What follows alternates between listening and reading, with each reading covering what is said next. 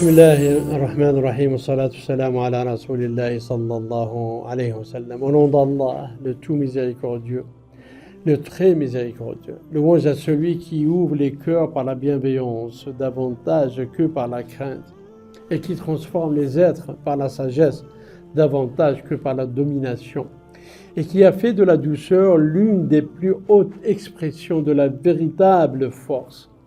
Blesser est facile. Humilier, c'est facile. Imposer sa volonté, c'est facile. Mais la véritable difficulté est ailleurs. Elle réside où?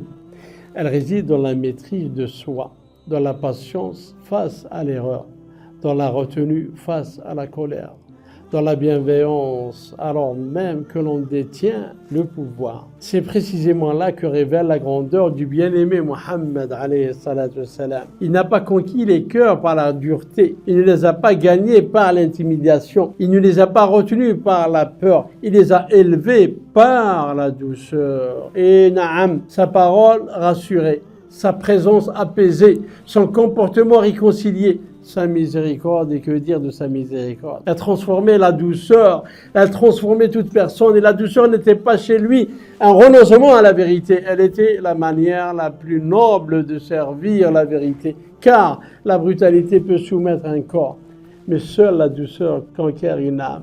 La contrainte peut imposer le silence, mais seule la bienveillance suscite l'adhésion. La force extérieure impressionne, certes, mais la douceur intérieure transforme. Wallah transforme. Notre monde, frères et sœurs en islam, n'a jamais autant parlé de puissance. Et pourtant, il manque souvent la douceur. La douceur dans les familles, dans les écoles, dans les débats, dans les relations humaines. Nous possédons des moyens de communication toujours plus performants, mais nous avons parfois perdu l'art de communiquer avec l'autre.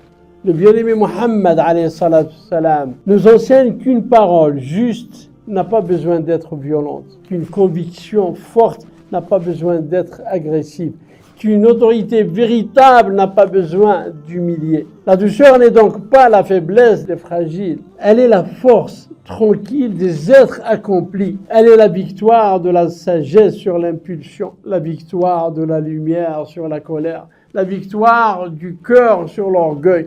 Qu'Allah Azza wa Jalla fasse de nous des artisans d'apaisement plutôt que des semeurs de division, des bâtisseurs de ponts plutôt que des constructeurs des murs, des porteurs d'espérance plutôt que des diffuseurs d'amertume. Et que nos paroles guérissent davantage qu'elles ne blessent, que nos présences rassurent davantage qu'elles n'inquiètent, et que nos vies témoignent davantage qu'elles ne prétendent, et que la paix et la bénédiction d'Allah soient sur vous. Prenez soin de vous et je vous dis à la prochaine fois.